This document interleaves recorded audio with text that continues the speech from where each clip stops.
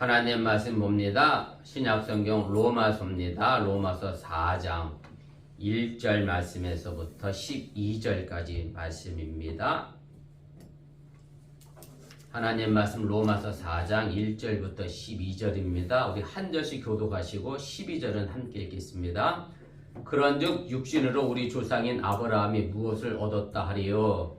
만일 아브라함이 행위로서 의롭다 하심을 받았으면 자랑할 것이 있으려니와 하나님 앞에서는 없느니라. 성경이 무엇을 말하느냐? 아브라함이 하나님을 믿음에 그것이 그에게 의로 여겨진 바 되었느니라. 일하는 자에게는 그 삭이 은혜로 여겨지지 아니하고 보수로 여겨지거니와 이를 아니할지라도 경건하지 아니한 자를 의롭다 하시는 이를 믿는 자에게는 그의 믿음을 의로 여기시나니 일할 것이 없이 하나님께로 의로 여기심을 받는 사람의 복에 대하여 다윗이 말한 바 불법이 사함을 받고 죄가 가려짐을 받는 사람들은 복이 있고 주께서 그를 인정하지 아니하실 사람은 복이 있도다 함과 같으니라. 그런데 이 복이 할례자에게냐 혹은 무할례자에게도냐? 무릇 우리가 말하기를 아브라함에게는 그 믿음이 의로 여겨졌다 하노라. 그런즉 그것이 어떻게 여겨졌느냐? 할례시냐 무할례시냐? 할례가 아니요 무할례시니라. 그가 할례의 표를 받은 것은 무할례 시의 믿음으로 된 의를 인친 것이니 이는 무할례자로서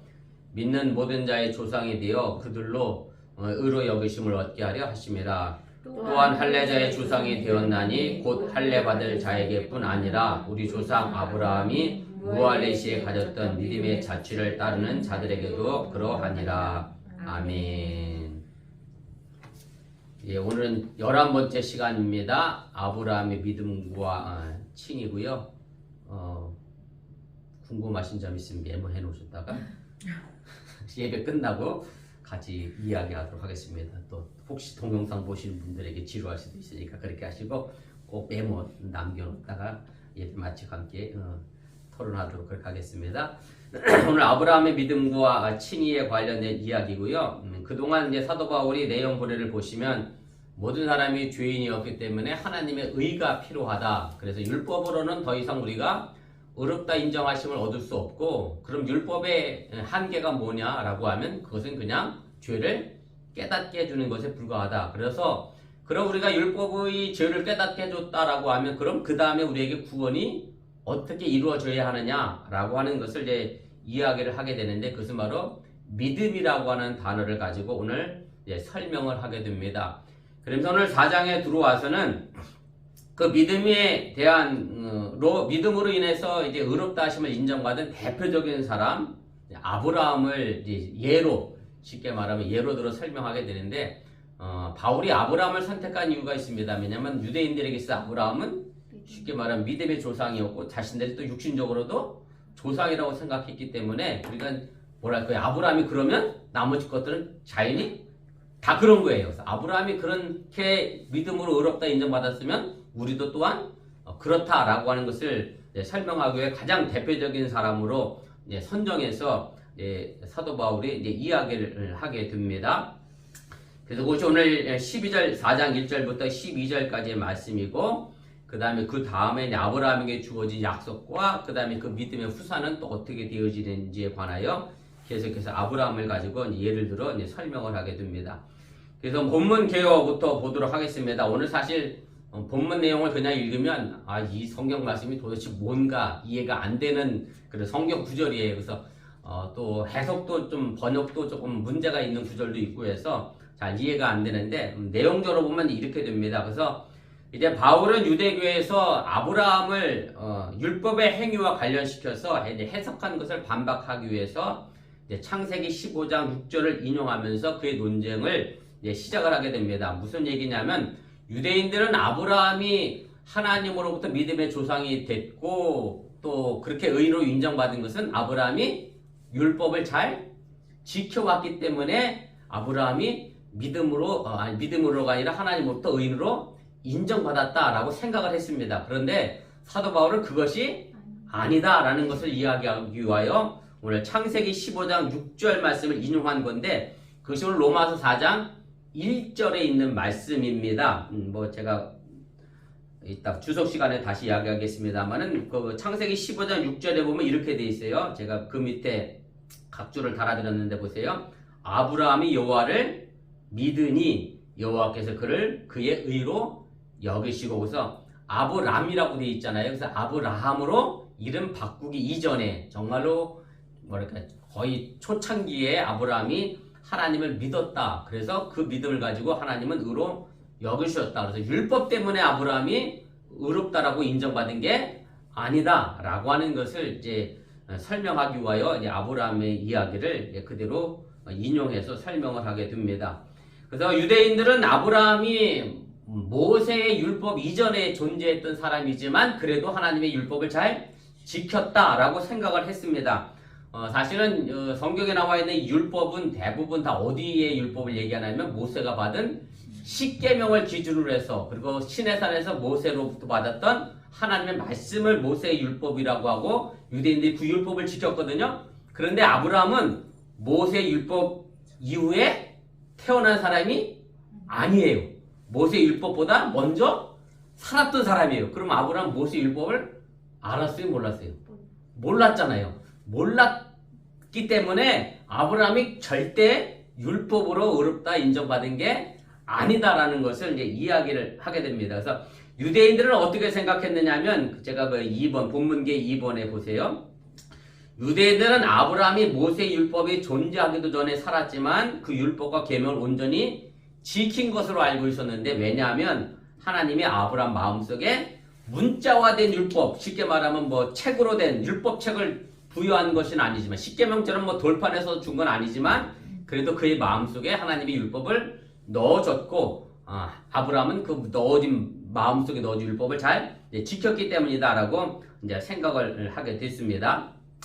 네, 그리고 사도 바울이 이 로마서를 기록했던 당시, 또 초대교회 당시, 예수님 시대 당시에 아브라함의 자손이 과연 누구냐? 뭐 세례 요한도 이 이야기에 대하여 이야기를 했습니다만은 육체의, 쉽게 말하면 민족의 핏줄을 받아 혈육으로 아브라함의 자손으로 인정받는 게 중요한 게 아니라 회개에 합당한 열매를 맺은 사람이 진짜 아브라함의 자손이다라는 기준을 예수님 당시에서 이제 그것이 부각이 되게 됩니다. 그래서 그 제가 각주를 달아드렸는데 보세요. 마태복음 3장 8절부터 9절까지죠. 이제 세례 요한이 한 이야기인데, 그러므로 회개에 합당한 열매를 맺고 속으로 아브라함이 우리 조상이라고 생각하지 말라. 내가 너에게 이르노니 하나님이 능히 이 돌들로도 아브라함의 자손이 되게 하시리라. 그래서 유대인이라고 해서 자동적으로 내가 아브라함의 자손이 돼서 나는 자동적으로 하나님으로부터 의인으로 인정받아 구원받는다 라고 생각하지 말라. 진정한 아브라함의 자손은 혈통을 따라 육신으로 받는 아브라함의 자손이 아니라 회개에 합당한 열매를 맺는 사람이면 누구나 아브라함의 자손이 될 수 있고, 그래서 심지어는 하나님은 모두 돌멩이도 아브라함의 자손을 만들 수 있다. 그러니까 너희들이 그것 때문에 육체적으로 내가 아브라함의 후손이라 난 당연히 구원받는다라는 생각을 갖지 말라 라고 하는 것을 이야기를 하게 됩니다. 그래서 바울은 이 단락에서 하나님 앞에서 자신의 일을 내세울 수 없는 이유가 바로 아브라함에게 그 이유가 있다라고 하면서 결코 아브라함도 율법의 행함으로 의롭다람을 인정받은 것이 아니다라고 하는 얘기입니다.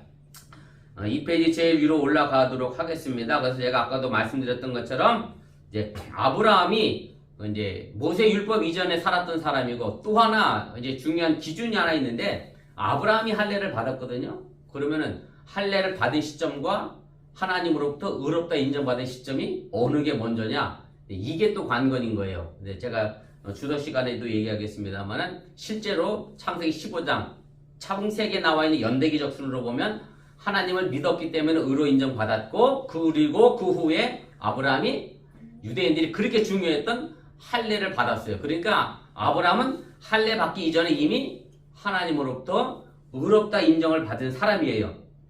그래서 5번을 제가 그대로 읽겠습니다. 한번 보세요. 이 단락의 초점은 아브라함의 경우 그 할례가 믿음으로 의롭게 되기 이전이냐 이후냐 하는 논쟁이고요. 그래서 창세기의 연대적 구성에 의하면 아브라함은 믿음으로 의롭게 된 다음 할례를 받게 됩니다. 따라서 할례 없이도 믿음에 의해 의롭게 된다는 것이 바울의 주장이 증명이 되는 것이고, 아브라함이 이후에 할례 받은 것은 그 의로 여김을 얻는 일에 대한 일종의 추인으로 설명이 됩니다. 그래서 오늘 읽은 본문 말씀 속에 보면 9절부터 12절까지의 내용이 뭐냐면 할례시냐 무할례시냐 계속 이 얘기가 나오잖아요. 그래서 유대인들과 논쟁을 한 거예요. 아브라함이 할례를 받아서 의롭게 된 거냐, 아니면 할례 받기 이전에 먼저 의인으로 인정받은 거냐, 그 논쟁을 하게 된 건데, 그런데 사도 바울의 이야기는 할례 받기 이전에 하나님께 의롭다 인정받았고, 그럼 왜 그럼 아브라함이 나중에 할례를 받았느냐, 굳이 할례를 받을 이유가 없는데 라고 할 때에 그것은 일종의 이제 추인이라고 해서 뭐랄까요, 과거 일을 소급해서 지금 현재 내가 인정해주는 방식으로 하나님께서 추인한 것이다 로 그렇게 이제 설명을 하게 됩니다. 그래서 바울이 이 단락에서 이제 하고 싶은 이야기는 뭐냐면 6번입니다. 바울은 아브라함이 유대인이나 이방인이나 영적 계보를 따라 믿음으로 의롭게 될 수 있다라고 하는 얘기고요. 그래서 꼭 할례가 중요한 게 아니다라는 것을 이야기하고 그것을 설명하기 위하여 오늘 아브라함을 가지고 예를 들어 설명을 하게 됩니다. 본문 주석 보도록 하겠습니다. 아브라함은 무엇으로 의롭다함을 얻었습니까? 오늘 1절, 2절 말씀의 내용인데 제가 다시 읽겠습니다. 그런즉 육신으로 우리 조상인 아브라함이 무엇을 얻었다 하리요? 만일 아브라함이 행위로서 의롭다 하심을 받았으면 자랑할 것이 있으려니와 하나님 앞에서는 없느니라, 이렇게 되어 있습니다. 그리고 3절에 나와 있는 말씀이 이제 성경이 무엇을 말하느냐라고 하면서 창세기 15장 6절의 말씀을 이제 인용하는 것으로 되어 있습니다. 그래서 오늘 1절 문장이 조금 이제 해석이 좀 번역에 문제가 있습니다. 헬라어 표기에도 좀 어색한 구석이 있고, 그래서 그 헬라어 원문을 직역하다 보니까 이제 개역개정의 표현도 조금 이제 어색한 부분이 없지 않아 있습니다. 그래서 그냥 1절만 딱 읽어보면 도대체 이 말이 뭘 얘기하는 거지 이제 쉽게 이해가 안 되는 부분이 있어요. 제가 다시 한번 읽어볼게요. 그런즉 육신으로 우리 조상인 아브라함이 무엇을 얻었다 하리요, 이렇게 돼 있어서, 그래서 육신을 가지고 아브라함이 뭘 얻었느냐라고 이렇게 돼 있는데, 제가 그래서 여러분들 이해를 돕기 위해 여러 한글 번역본을 찾았는데 그나마 좀 제일 쉽게 번역된 게 공도 번역 성경에는 이제 이렇게 돼 있어요. 그래서 이걸 보면 1절의 내용이 이거구나라는 것을 쉽게 이해가 됩니다. 우리 민족의 조상 아브라함의 경우는 어떠했습니까? 라는 이제 그렇게 번역을 해놨어요. 그래서 이게 맞아요. 그럼 우리 민족 조상 아브라함은 무엇으로 쉽게 말하면 의롭다 인정을 받았느냐? 라고 하는 그런 질문이에요. 근데 그것을 이제 1절의 개역개정 성경이 헬라 원문을 그대로 번역하다 보니까 조금 어색한 부분이 있는데, 그래서 요 1절에 이런 질문을 던지고 나서 그럼 그 다음에 나오는 게 뭐냐면 추측이 되지요. 아브라함이 행위로 의롭다함을 얻었느냐, 아니면 뭐 믿음으로 얻었느냐, 뭐 이런 주제가 나올 거다라고 하는 것을 이제 생각해 내게 됩니다. 그래서 제가 가로 2번입니다. 그래서 앞으로 나올 내용에서 아브라함이 무엇으로 의롭다함을 얻었는지를 독자들이 정신 바짝 차리고 본문 속으로 뛰어들어 그것을 찾도록 하는 일종의 숨바꼭질 같은 상황의 질문을 이제 던진 것이고, 그래서 그것을 통해서 이제 사도 바울이 이제 설명을 해 나가게 됩니다. 그래서 바울이 이제 아브라함의 이야기는 그럼 어떻게 아브라함이 믿음을 의롭게 됐는지 그 내력부터 시작을 하면서 아브라함을 설명을 하게 됩니다. 제가 아까도 말씀드렸던 것처럼 바울 당시 유대교 전통에서는 아브라함은 이미 하나님의 말씀을 잘 지켰던 사람으로 그렇게 인식되어 왔고, 그 다음에 결정적으로 아브라함이 하나님께 딱 인정받은 아주 중요한 테스트가 하나 있죠. 자신의 아들 독자 이삭을 모리아산에 바치는 시험을 통과함으로 해서 하나님은 아브라함을 이제 의롭다라고 인정해 줬다라고 이렇게 이제 생각을 했다라고 하는 얘기입니다. 그것이 이제 가로 4번의 이야기인데 제가 그대로 한번 읽어보겠습니다. 한번 보시기 바랍니다.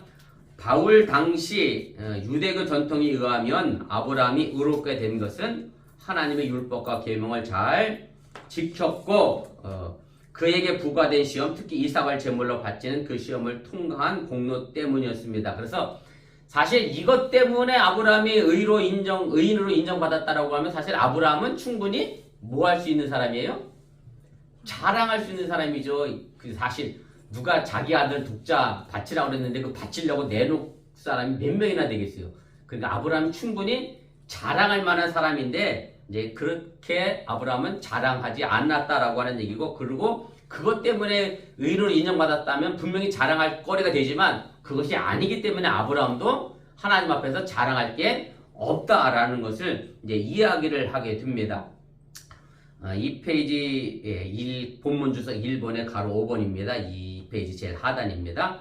그래서 바울이 만일이라고 하는 이제 가정법을 사용해서 이제 시작을 합니다만은, 물론 아브라함이 행위로 의롭게 되었을 가능성을 꼭 제기하는 것 같지만 사실은 사도 바울은 그걸 이야기하려고 하는 게 아니라 하나님 앞에서 결코 자랑할 게 없다는 것이 이제 사도 바울의 논리라고 하는 얘기고요.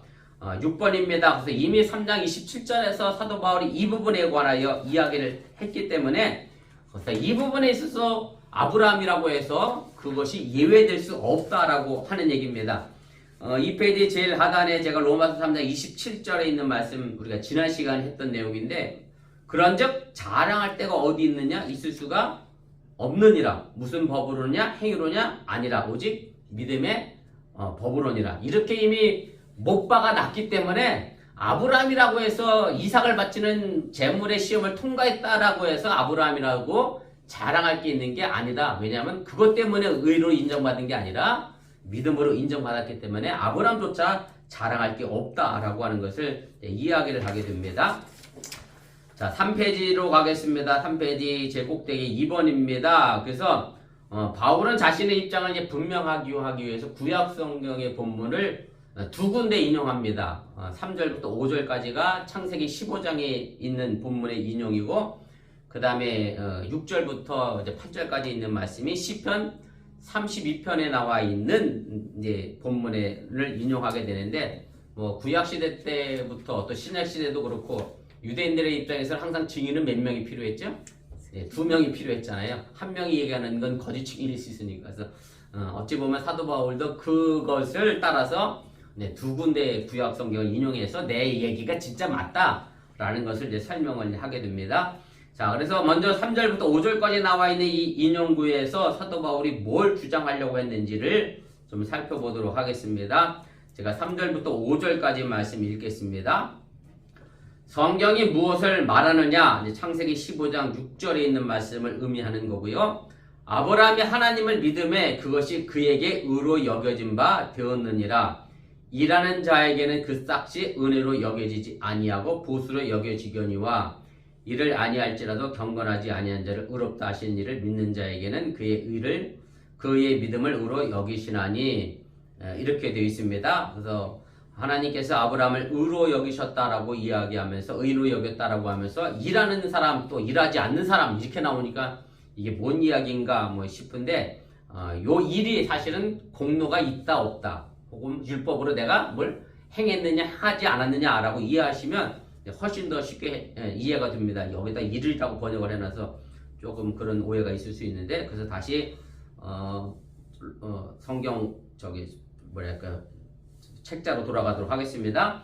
그래서 1번입니다. 가로 1번입니다. 그래서 바울은 아브라함조차 하나님 앞에서 자랑할 것이 없음을 증명하기 위해서 제가 이미 말씀드렸던 것처럼 창세기 15장 6절의 말씀을 인용하게 되고, 아브라함이 의롭게 된 것은 이제 그의 믿음, 신실함 때문에 하나님으로부터 인정받은 것이다 라고 이야기를 하게 됩니다. 그래서 오늘 바울이 여기서 믿음을 이야기하는 것은 어떤 믿음이 또 우리에게 어떤 공적으로 이해되기 쉬운데, 사실은 믿음은 우리에게 어떤 공적이 아니라 행하면 정반대 개념으로 이해하고 있는 거고, 행할 필요가 없음을 이야기하고 있는 것으로 이해하시면 여러분들이 되겠습니다. 그래서 바울이 이 아브라함의 이야기에 대해서 이제 재해석을 하면서 이렇게 이제 해놨어요. 일하는 자와 일하지 않는 자 이렇게 해놨는데, 그래서 조금 더 쉽게 이해하려고 하면 공로가 있는 사람 혹은 뭐 공로가 없는 사람, 또 오늘 본문의 표현대로 얘기하면 율법을 행한 사람 아니면 율법을 행하지 않는 뭐 이방인 뭐 이런 식으로 이해하시면 되겠습니다. 그래서 제가 거기 히라보 원문을 썼는데, 거기 이 공로가 없는 사람, 일하지 않는 사람의 매라는 히라보 단어가 들어왔는데, 뭐 매가 아니 부정어입니다. 낫이라는 뜻이라서 이제 똑같은 단어 속에서 그거 때문에 이제 의미가 이제 달라지게 되고요. 4번입니다. 그래서 이제 바울은 이제 사업자 입장에서 고용주의 입장에서 이제 이야기를 하는 겁니다. 그래서 사업자에서 일하는 자에게 주는 임금은 노동자 입장에서 당연히 받아야 될 일의 대가지요. 그러면 내가 일했어요. 내가 포도원에 가서 열심히 일했어. 그러면 내가 임금을 받는 게 당연한 겁니다. 그런데 이제 일을 시킨 사람 입장에서 보면 그것은 자신이 그 일한 사람에게 반드시 지불해야 될 뭐가 되죠? 네, 빚이 되지요. 그래서 이 같은 의미에서 보면 이제 뭐 일을 시킨 사람이나 일한 사람이나 은혜와 상관없이 무관한 거래를 하는 거예요. 네가 몇 시간 일했으니 내가 너에게 몇 시간치 월급을 줄게, 시간당 페이를 줄게 라고 하는 것은 은혜와 전혀 관계가 없습니다. 당연히 일했으니까 보수를 받는 겁니다. 거기에는 은혜라는 게 존재하지 않습니다. 근데 물론 이렇게 은혜도 될 수도 있겠지. 네가 8시간 일했는데 너무 잘한 것 같다. 그래서 내가 10시간치 줄게. 뭐 이러면 은혜가 들어가지만 시간당 계약에 의한 거는 절대 은혜가 들어가지가 않습니다. 그래서 그 다음 구절에 나와 있는 얘기죠. 5번입니다. 가로 5번.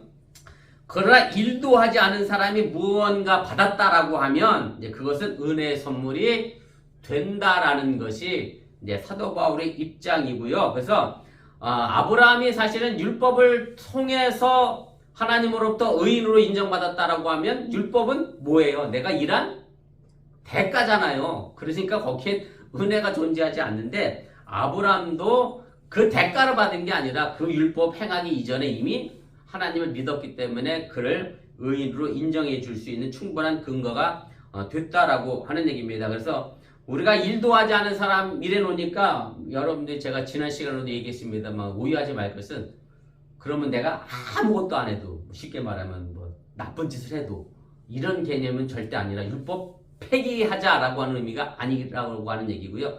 율법 갖고 의롭게 되는 것은 아니다라고 하는 얘기고 내가 일하고 싶은데 일하지 못한다. 뭐 이런 개념도 아니고 내가 일하고 싶은데 뭐 코로나 때문에 나 일하지 못한다. 이런 개념도 아니고 정말로 내가 하나님 앞에서 일하려고 하는 마음의 자세를 가지고 있는 사람이 그 일 때문에 내가 의롭다 인정받은 게 아니다라는 것을 이야기하기 위해 이렇게 설명한 것이 거기에 대한 오해가 없을 수 있기를 바랍니다.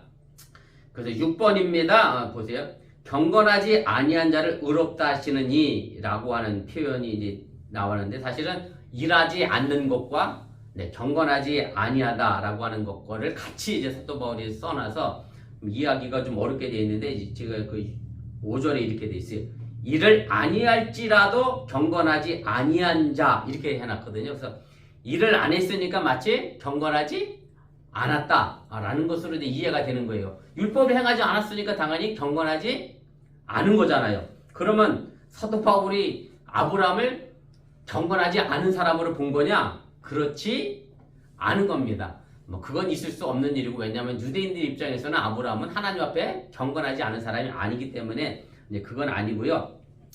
6번 제가 읽겠습니다. 경건하지 아니한 자를 의롭다 하신 이는 이제 상용적인 이제 표현이고 구약성경에 여러 군데 나와요. 근데 제가 오늘 각주 9번에 이사야 5장 23절만 제가 달아들었는데 여러 군데 있고요.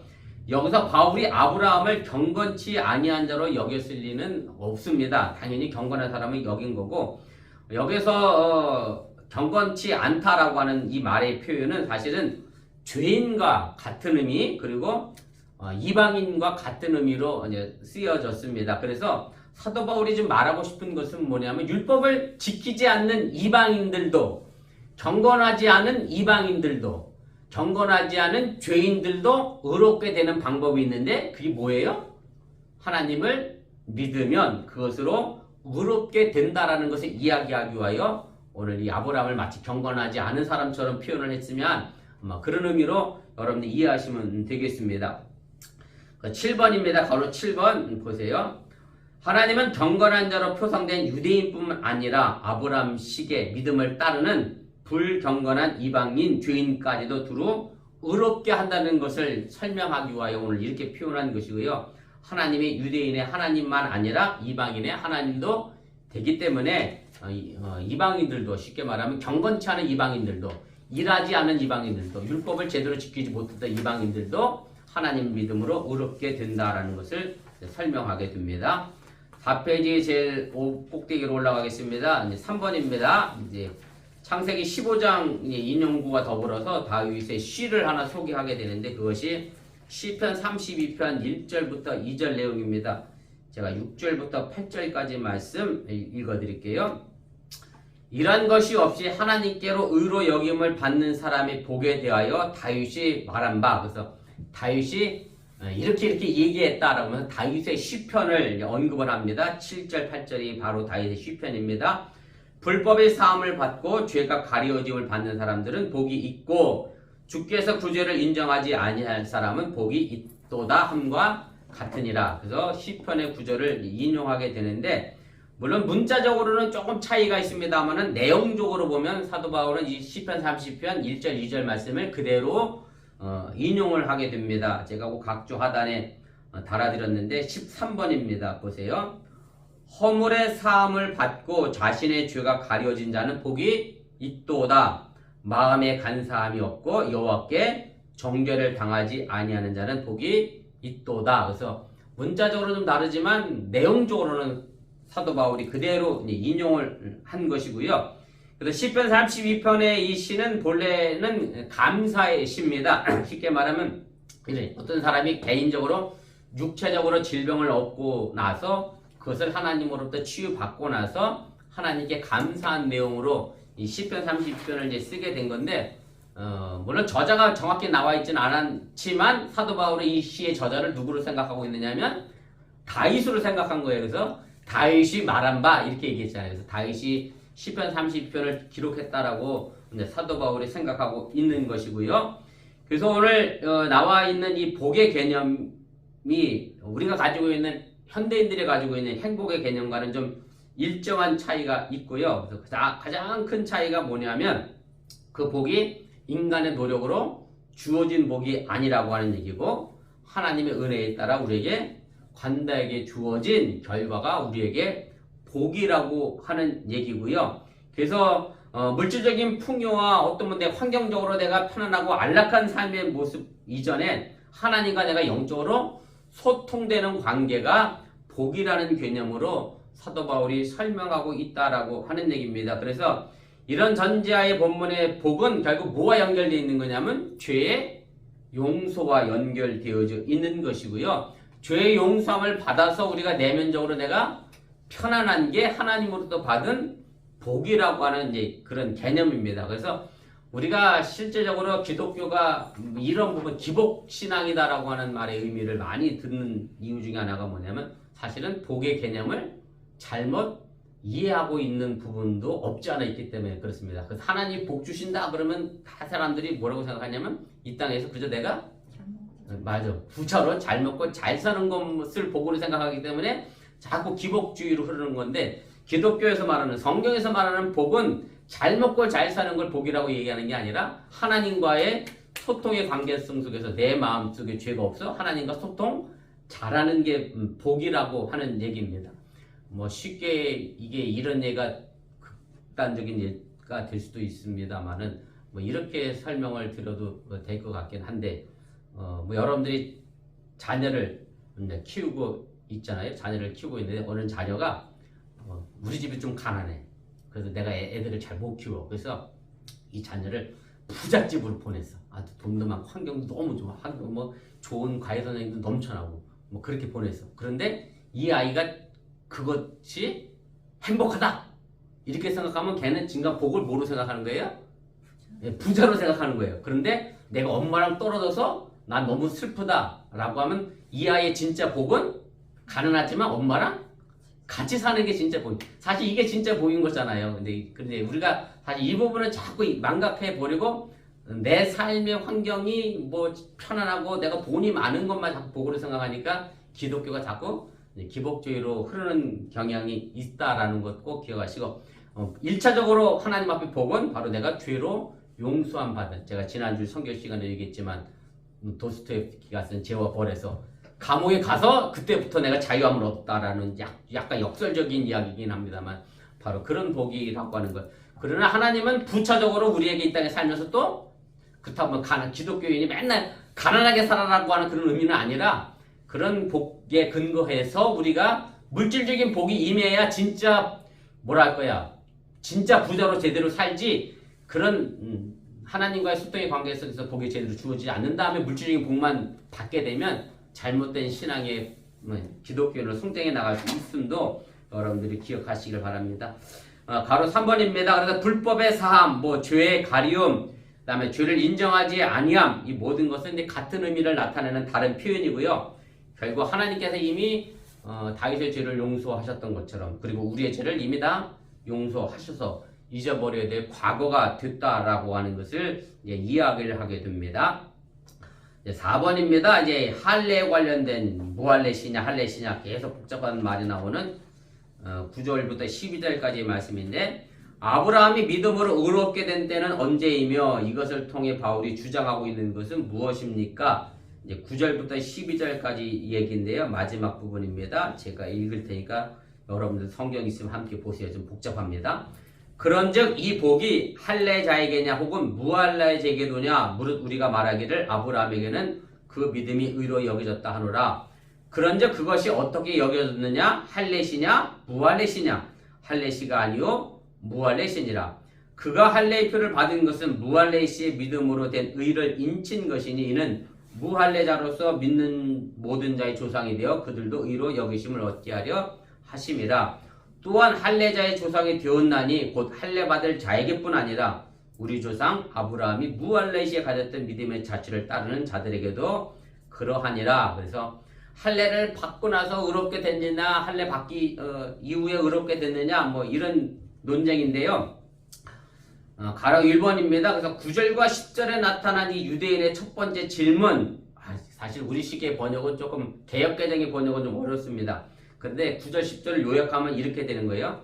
아브라함이 하나님의 은혜로 의롭다는 복을 받은 것도 이방인들에게 영향이 미치냐? 유대인들이 이 질문을 사도 바울에게 했다라고 하는 겁니다.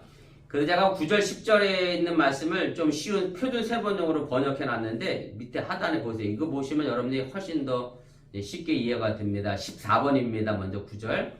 그러면 이러한 복, 하나님으로부터 죄 사함을 받은 아까 다윗이 얘기했던 그 복, 이런 복은 할례를 받은 사람에게만 내리는 것입니까? 그렇지 않으면 할례를 받지 않은 사람에게도 내리는 겁니까? 라고 이제 유대인이 이제 질문을 한다라고 하는 얘기고, 사도 바울은 그것에 대하여 몫을 박았죠.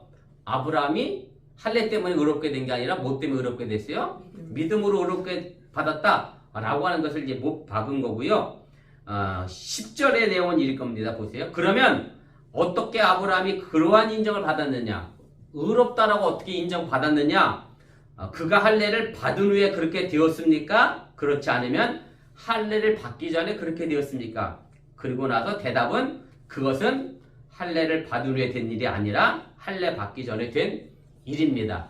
그래서 표준 세번역을 보면 훨씬 이해가 쉽게 됩니다. 요약하면 이런 거죠. 아브라함은 결코 할례를 받아서 의롭다 인정받은 게 아니다. 그러면 아브라함은 언제 인정받았느냐? 할례 받기 이전에 이미 하나님으로부터 의롭다 인정받았다라는 것을 이제 이야기를 하게 됩니다. 가로 1번 제가 그대로 읽을 테니까 한번 보세요. 9절과 10절에 나타난 유대인의 첫 질문은 아브라함이 하나님의 은혜로 의롭다는 복을 받은 것도 이방인들에게까지 미친다는 것이냐라는 것이고요. 바울은 3장 28절부터 29절에서 이미 유대인 대화에 예상된 질문을 스스로 묻고 대답하고 있는 것이고, 그는 이미 세워놓은 근본적인 논리의 전제인 아브라함은 믿음으로 의롭다함을 받았습니다를 먼저 9절에서 이야기를 하게 되고, 10절에서 그러는데 할례 받기 이전에 하나님으로부터 의롭다함을 받았다라는 것을 이야기합니다. 가로 2번입니다. 그런 다음 바울은 대화자와 할례와 연관시켜 문제를 제기할 것을 예상하고, 아브라함이 의롭게 된 것은 할례 후가 아니라 할례 받기 전이었습니다라고 9절 10절에 대답을 하게 됩니다. 그래서 창세기의 연대적 순서를 보면 이렇게 돼요. 창세기 17장에 할례 요구가 등장하게 되는데, 창세기 제가 아까 15장 6절에 하나님이 믿으니 의롭다 인정받았다라고 돼 있잖아요. 그래서 실제적으로 유대교에서 이 두 사건의 시간적 차이를 29년으로 추산합니다. 그러니까 아브라함이 하나님께로부터 믿음으로 인정받았다라고 하는 창세기 15장 6절에 있는 말씀, 그 다음에 창세기 17장 가서 아브라함에게 하나님이 할례를 요구한 내용이 29년의 시간이 이제 필요한데 단순하게 이것을 뭐 사들이 29년 먼저 이걸 인정받았으니까 먼저 된 일이 1등이야. 뭐 이걸 얘기하려고 하는 게 아니고요. 시간적 순서 때문에 얘기하려고 하는 게 아니라 5페이지 제일 위쪽에 제가 마지막 부분을 제가 읽겠습니다. 물론 이것은 단순히 시기적으로 앞선 것이 더 우월하다는 것이 아니라 아브라함의 칭의 사건, 믿음으로 인정받은 이 사건이 할례와 무관하게 이루어졌다는 것을 이야기하는 거지 먼저 시간적으로 앞섰으니까 먼저다라고 하는 것을 이야기하는 것이 아니다라고 하는 얘기입니다. 가로 4번입니다. 그렇다고 해서 바울은 이제 할례의 권위를 아예 무시하는 것은 아니라고 하는 것 다시 한번 꼭 여러분들이 기억하시기 바라고 율법이 그렇다고 없어져야 될 것은 아니다라고 하는 얘기고요. 그래서 바울이 창세기 17장 11절에 근거해서 할례를 이제 표로 이해를 했습니다. 제가 17장 17절 그 각주 하단에 달아드렸는데 보세요. 다른 사람들에게는 내가 16번이네. 너희는 포피를 베어라. 이것이 나와 너희 사이의 언약의 표징이니라. 그래서 하나님께서 할례를 명하시면서 하나님과 약속한 표로 이제 인식을 했고 사도 바울은 이것을 덧붙여서 뭐라고 표현했느냐면 오늘 본문에 보면 믿음으로 된 의를 인친 것이다. 한국 사람들 표현이라 그래요. 미국 사람들은 사인이라 그랬겠지. 한국 사람들이 도장 좋아하니까 도장으로 도장 찍었다는 뜻이거든요. CL도 있어요. 예? CL. 실로 그 영어 성경에도 실로 해놨어요? 저 동물에다가 뭐 표지 하듯 했나 보다. 미국 사람도 실이 있긴 있구나. 편지 봉투 붙이고 나서 뜯어봤는지 안 뜯어봤는지 확인하려고 실을 붙이는구나. 네. 어쨌든 그 인친다라고 하는 게 도장 찍었다라고 하는 얘기. 쉽게 말하면 혼인계약서에 결혼계약서 도장 찍은 거와 같은 의미라고 하는 얘기고 거기에 이제 권위를 부여한 것이고 사실은 도장을 꼭 안 찍어도 되긴 돼요. 이게 제가 김지연 성도님한테 말씀드렸던 건데 세례 받을 때 기억나세요? 세례를 왜 받아야 한다고 말씀드렸죠? 우리가 결혼식을 하듯이 많은 사람 앞에서 내가 하나님을 믿고 하는 것은 이제 예, 정확히 기억하고 계신. 제가 세례 받는 모든 분들한테 꼭 이해하는 게 뭐냐면 내가 굳이 내가 예수 믿었으면 됐지 왜 세례를 받아야 되느냐라고 얘기하면 세례 꼭 안 받아도 됩니다라고 할 수도 있어요. 쉽게 말하면 내가 태율이 아빠 사랑해서 내가 그냥 같이 동거해서 살면 되지 뭐 돈 많이 들게 뭐 결혼식 해갖고 사람 불러다가 밥 먹이고 뭐 그것 때문에 싸우고 막 싸워봤죠 다들. 저도 결혼식 준비하면서 여러 번 저도 싸워봤습니다. 이렇게 복잡한 결혼식 왜 하냐? 왜 하냐면 우리가 사랑하는 걸 많은 사람들 앞에 보여주기 위한 증거로 쓰는 거지 뭐 그것 때문에 뭐 내가 이 사람과 살아야지 말아야지 결정되는 문제는 아니다라고 하는 얘기입니다. 그래서 제가 가로 5번에 썼습니다. 보세요.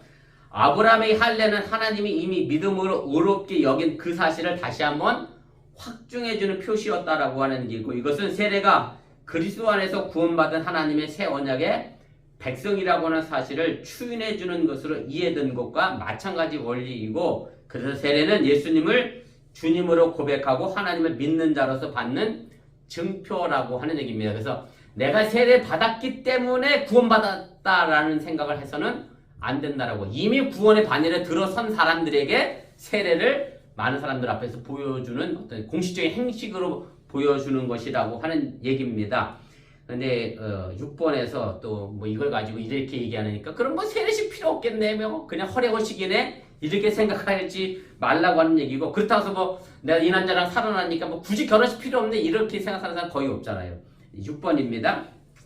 그러므로 인을 친다는 것은 마치 졸업시험 합격과 학위 논문 통과라는 실질적인 과정의 끝에 치르는 졸업식처럼 일종의 상징적인 이제 절차가 되는 것이고 그렇다고 해서 이것이 단순한 요식행위가 아닌 것이라는 것 꼭 기억하시길 바라고요. 고린도전서 9장 2절에 사도 바울이 이것이 주 안에서 행한 것임을 분명하게 이야기를 하게 되고 고린도후서 1장 20절에는 바로 이것에 성령이 개입하셔서 성령이 우리 마음속에 확실하게 도장과 찍어주신 것으로 이루어진 것이기 때문에 단순한 요식행위는 아니라고 하는 것. 세례가 단순한 요식행위로 넘어가는 것은 아니라 거기에 중요한 의미가 담겨져 있다라는 것을 꼭 기억하시기 바랍니다. 사실 세례뿐만 아니라 성찬식도 마찬가지예요. 우리가 성찬식 하는 게 단순하게 요식행위로 하는 게 아니라 이 성찬 예식에 지금 예수님이 나와 함께 지금 임재해 있다라고 해서 우리가 성찬 예식을 하는 거지. 그냥 뭐 요식행위면 그냥 말 그대로 빵 하나 띄워 먹고 포도주 한 잔 마시는 것밖에 안 되니까 그런 의미는 결코 아니라는 거 꼭 다시 한번 기억해 주시면 좋겠습니다. 7번입니다. 이렇게 하여 바울은 이방인들도 그들의 믿음을 통해 아브라함에 의해 동참할 수 있는 길을 정당화시켰다라고 하는 얘기고, 왜냐하면 이방인들은 할례도 안 받고 율법도 안 지켰잖아요. 몰라도 살았잖아요. 아브라함 무할례자들뿐만 아니라 할례자들 가운데 믿는 모든 사람들의 조상이 되는 것이고, 그래서 바울이 이런 수사학적 대화 형식을 통해서 아브라함이 우리 모두의 조상이 된다는 것을 이제 증명해주고 있고, 아브라함이 할례 받기 이전에 이미 하나님으로부터 의롭다 인정받았기 때문에 유대인들도 충분히 하나님의 백성으로 의롭다 인정받을 수 있는 길이 열렸다라는 것을 사도 바울이 설명하고 있는 겁니다.